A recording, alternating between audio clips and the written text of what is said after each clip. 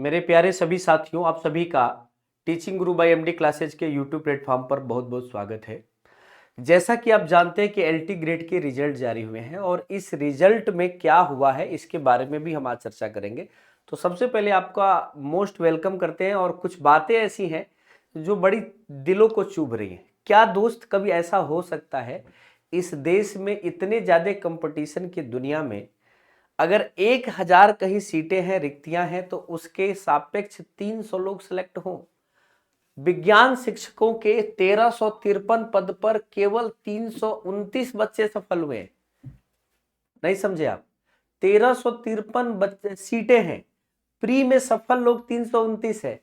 अगर ये 329 के 329 भी सेलेक्ट हो जाएं तो भी आप समझ सकते हैं कि 1000 से ऊपर पद खाली रहेंगे। ये बात अगर आपको नहीं समझ में आ रही है, बाकी सारे रिजल्ट भी दिखाऊंगा और ये न्यूज़पेपर पहले देख लीजिए, फिर बाकी सारी चीजें। प्री में पास सभी मेंस में सफल हो जाए तो भी 1024 पद खाली हैं। एलटी ग्रेड के 5 विषयों की प्रारंभिक परीक्षा का परिणाम आया है।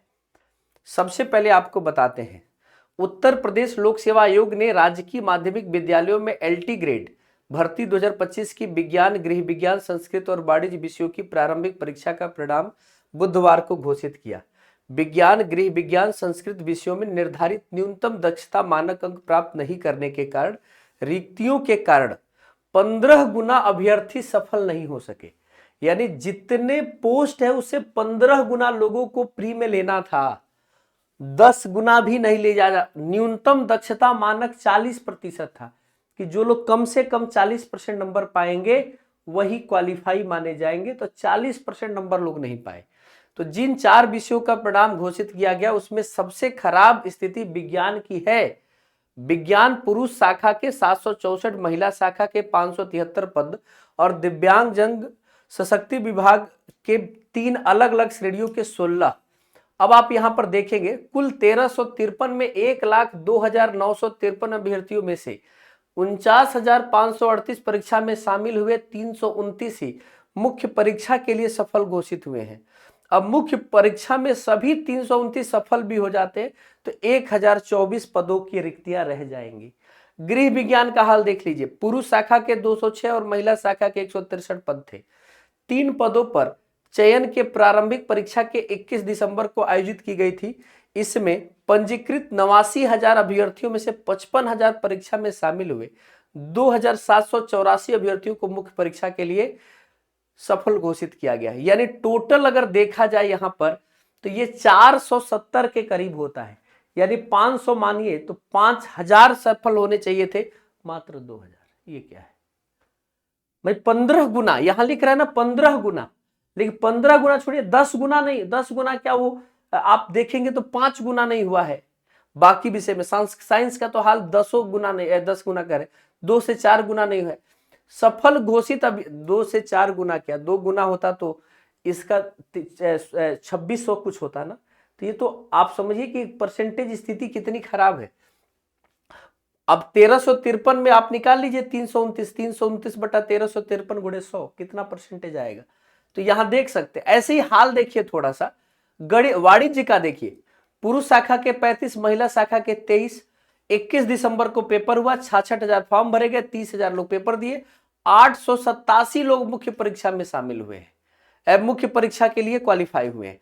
ऐसे ही संस्कृत के 90, महिला शाखा के 92, पुरुष शाखा के 90, महिला के 92। और इसमें पंजीकृत 40,000 थे, 26,000 अभ्यर्थी सम्मिलित हुए, 2,772 अभ्यर्थी मुख्य परीक्षा के लिए सिलेक्ट हुए। सबसे बेहतर प्रतिशत तो संस्कृत का है। अब सोचिए, भारत की इतनी नामचीन यूनिवर्सिटीज हैं, ये आप देखेंगे हर न्यूज़पेपर ने कुछ ऐसा ही जानकारी आपको दिया है। मामला आते हैं थोड़ा हम आ जाते हैं कि भैया सही में ऐसा हुआ है क्या। ये देख लीजिए, ये इनके कार्यालय लोक सेवा आयोग के तहत ये रिजल्ट जारी हुए हैं। हम आपको ये सारे रिजल्ट दिखाएंगे। पहले तो ये नोटिफिकेशन देखेंगे, तो इस नोटिफिकेशन में महिला पदों की ये पोस्ट है। महिला पदों के लिए कितने पोस्ट आए थे, इसमें विज्ञान में आप देख सकते हैं पुरुष और महिला के लिए यहां पर पोस्ट आपको देखने को मिलेंगे। पहला पोस्ट पुरुष शाखा का देखने को मिलेगा और यहाँ पर दिव्यांगजनों का मिलेगा, ऐसे ही महिलाओं का भी यहाँ पर मिलेगा। ठीक है, तो ये पूरी कहानी है किस विषय में कितने पोस्ट किस कैटेगरी में आए हैं पूरा डिटेल देखना होगा तो ये हम आपको फिर से भेज देंगे teaching Guru by MD classes के यूट्यूब प्लेटफॉर्म पर।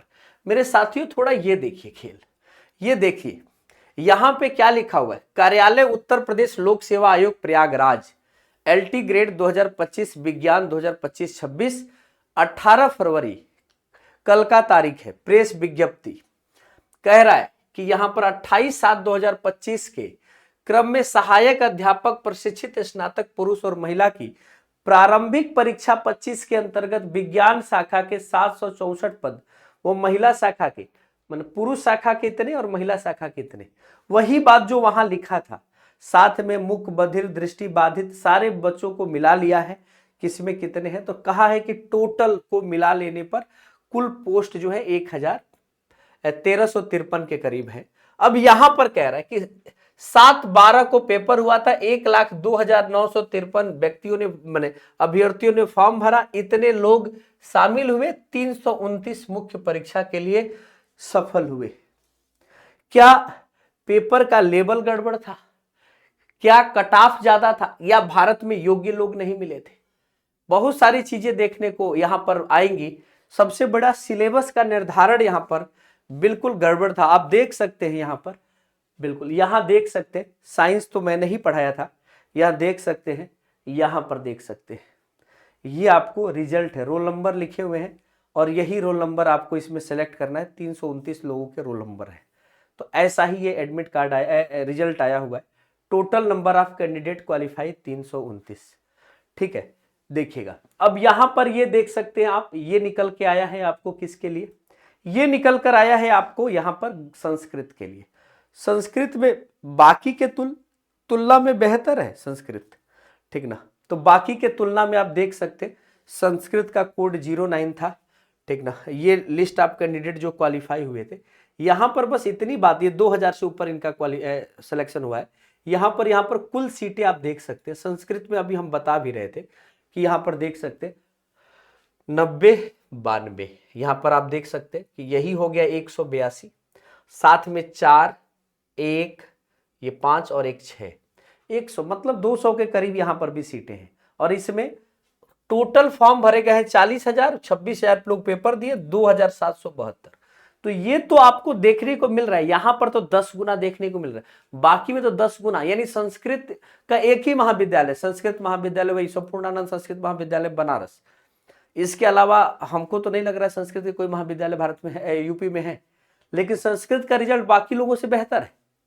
थोड़ा आते हैं हम लोग गणित पर, गृह विज्ञान का है, ये गृह विज्ञान का खुल गया, तो गृह विज्ञान देख लीजिए, ये पूरा रिजल्ट आप देख सकते हैं। यहां पर हम आपको रिजल्ट नहीं दिखाए थे, ये रिजल्ट है आपका, देखिए ये संस्कृत का रिजल्ट है, ये 14 पेज का है क्योंकि 2000 लोग सेलेक्ट हुए हैं, तो यहां पर रिजल्ट आपको काफी देखने को मिला है, ठीक ना। यहां पर आप देख सकते हैं, यहां पर 2772 लोग सेलेक्ट है, यहां देख सकते हैं ये रिजल्ट है गृह विज्ञान का।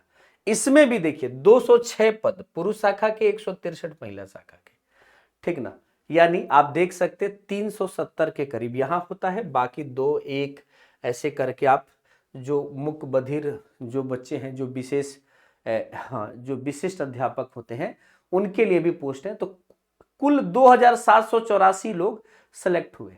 तो यहां पर भी आप देख सकते हैं लगभग 400 के करीब सीटें, यानी 4000 सेलेक्ट होने चाहिए थे, कम से कम 10 गुना तो होता ही है बाकी एग्जामों में, यहां तो 15 गुना लेना था, खाक 15 गुना होगा रिजल्ट। अब इसमें किसको दोष दे सकते हैं आप, ये अलग चीज चल रही है। अब बच्चा करे क्या, अभी हम इसके बारे में भी चर्चा करेंगे। वाणिज्य का देख लीजिए, 66,000 फॉर्म भरा गया, 30,000 लोग पेपर दिए, कुल 887 बच्चों को सिलेक्ट किया गया है। यहां पर एक तरह से संख्या थोड़ी ठीक है, क्योंकि 35 और 23 जो है 80 होता है, 80 मैंने लगभग 10 गुना के करीब है, 10 गुना मान लेते हैं, ठीक है, 10 गुना को हम ये मानक मान रहे हैं कि ठीक है। लेकिन यहां देखिए गणित का हाल देखिए, ये देख सकते हैं, ये हिंदी का हाल है, गणित कहां चला गया, देखिए हिंदी का हाल देखिए, हिंदी में 119 महिला और 568 पुरुष, बाकी 2, 1, 1,29,000, सबसे अधिक फॉर्म भरे जाने में इसमें भी लोग थे। 82,000 लोग पेपर देने आए थे, 8,162 लोग सेलेक्ट हुए, 8,000, लगभग आपका सीट की संख्या है लगभग 558 और 159, मतलब आप कुल मिलाकर देखेंगे तो 750 के करीब होगा। तो 8000 10 गुना है, ठीक है। इसमें 15 गुना अभ्यर्थी उपलब्ध नहीं हो सके, इसमें भी ये लिखा हुआ है। स्थिति ये है, स्थिति ये है, ठीक है। चलिए बाकी आप देख सकते हैं। यहां आखिरी देख लेते हैं। आखिरी वाला मामला भी वही हाल है, गणित का हाल है। गणित में भी सेम कहानी देखने को मिली है। अब गणित में आप सोच सकते हैं, इतने BHU है, JNU है, DU है, इतनी सारी भारत की यूनिवर्सिटीज है। यूपी में यूनिवर्सिटीज है, इलाहाबाद यूनिवर्सिटी, लखनऊ यूनिवर्सिटीज, कितनी MIT, गलगोटिया जैसी एक वायरल यूनिवर्सिटी यूपी में, नोएडा में है ना।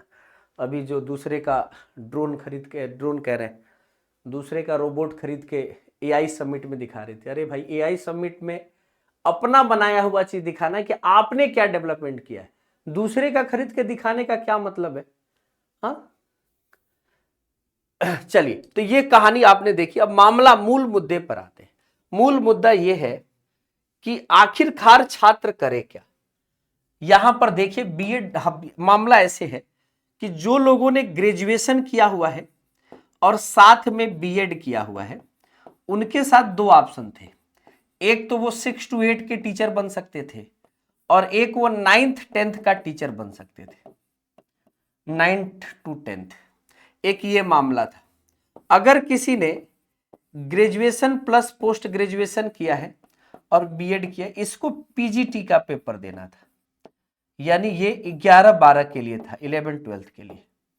अब एक बात बताइए, कुल मिलाकर एक बात बताइए, इसके अलावा आप जानते हैं कि जो लोग 1 से 5 की बात करें और 6 से 8 की बात कर ही रहे, तो यहां पर उत्तर प्रदेश के विधानसभा में यह कहा जा रहा है कि प्राइमरी में कोई वैकेंसी नहीं आएगी। अगर वैकेंसी नहीं आएगी तो फिर ये बीएड करा क्यों रहे हो, ये बीटीसी करा क्यों रहे हो। कह रहे हमारे पास शिक्षकों के अनुपात सही है, हमारे पास शिक्षकों के अनुपात बराबर है। भारत में हर साल एडमिशन होता है, अगर अनुपात समानुपात बराबर है तो ये बीटीसी का कोर्स बंद होना चाहिए कि नहीं, ये बीएड का कोर्स। जब वैकेंसी रिक्त होंगी तो आएंगी। मेरा कहने का मतलब ये रेगुलेट क्यों नहीं हो सकता, इसको एक कैलेंडर के साथ एक बच्चों को ऐसा होप क्यों नहीं दिया जा सकता कि हर साल हम 5000, 6000, 10,000 सीटें देंगे और हर साल वैकेंसी करेंगे। ये बच्चों के हिम्मत तोड़ने जैसी बात क्यों नहीं हो रही है कि आप सोचिए, एक साल में 70,000 वैकेंसी आती है और 10 साल वैकेंसी नहीं आएगी, फिर से 70,000 वैकेंसी आएगी। क्या हर साल अगर 10,000 वैकेंसी आएगी तो कम से कम बच्चा एक रेगुलेशन के तहत डेली हर साल पढ़ेगा, एग्जाम देगा, हर साल पढ़ेगा, एग्जाम देगा। मेरा कहने का मतलब है, एक साल पेपर आया, अब इस साल जैसे रिजल्ट आ गया, मान लीजिए उस साल किसी बच्चे का बीएड पूरा हुआ है तो 10 साल इंतजार करेगा और 10 साल के बाद जो वैकेंसी आएगी, 8 साल के बाद वैकेंसी आएगी तो एज निकल जाता है। एलटी ग्रेड का हाल देख लीजिए, पहले तो एलिजिबिलिटी ने मारा, सबसे पहली मार तो एलिजिबिलिटी ने दी थी। एलिजिबिलिटी ने, बीएचयू है, बहुत सारी यूनिवर्सिटीज है जहां पर ऑनर्स के कोर्स चलते, ऑनर्स के बच्चे कहीं के नहीं हुए, बहुत सारे बच्चों के कॉम्बिनेशन नहीं मैच हुए। तुम पेपर करा क्यों रहे हो? टैलेंट चेक करने के लिए। अगर तुम टैलेंट चेक करने के लिए पेपर करा रहे हो तो फिर इतना कठिन एलिजिबिलिटी प्रोसेस क्यों रखा गया कि ग्रेजुएशन में ये सब्जेक्ट इतने साल होने चाहिए। ठीक है, अगर कोई बच्चा जूलॉजी से केवल ऑनर्स किया हुआ है तो तुम पेपर तो करा रहे हो ना, उसने अगर पेपर क्वालिफाई किया तो उसके पास उतना नॉलेज है तभी तो क्वालिफाई किया। अदरवाइज ये 40% वाली स्थिति में तुम 300 बच्चे छांट के तो लाए हो जिनका पूरी तरह से एलिजिबिलिटी मैच किया है।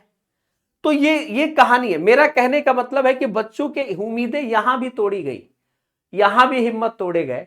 और आज ये जो साइंस का रिजल्ट देखकर, साइंस आप देखिए वैज्ञानिक युग है और इस युग में साइंस के ही बच्चे क्वालिफाई नहीं हो पाए, तो इससे ज्यादा दर्दनाक क्या कहा जा सकता है, इसको क्या समझा जा सकता है। उम्मीद करेंगे कि सारे विषय वस्तु से आप वाकिफ होंगे। इसका जवाबदेही कि क्या देश के यूनिवर्सिटीज में पढ़ाई का लेवल इतना गिर गया है, बनारस हिंदू यूनिवर्सिटी, अलीगढ़ मुस्लिम यूनिवर्सिटी या दिल्ली यूनिवर्सिटी या जेएनयू में तो पोस्ट ग्रेजुएशन के कोर्सेज ज्यादा हैं, या आप देख सकते इतनी सारी यूनिवर्सिटीज, इलाहाबाद यूनिवर्सिटीज हैं, या इन यूनिवर्सिटीज में, लखनऊ यूनिवर्सिटीज है, इस यूनिवर्सिटी में पढ़ाई का लेवल इतना गिर गया है कि विज्ञान के 10% बच्चे यहां से क्वालिफाई करके इतने साल से पेपर नहीं आए हैं और ये बच्चे नहीं मिले। क्वेश्चन मार्क है हमारे लिए कि हमने ऐसे बच्चे नहीं बना पाए।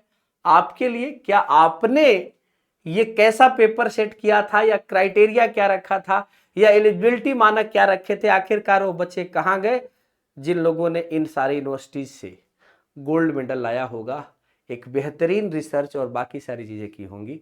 आखिर वो बच्चे कहां गए?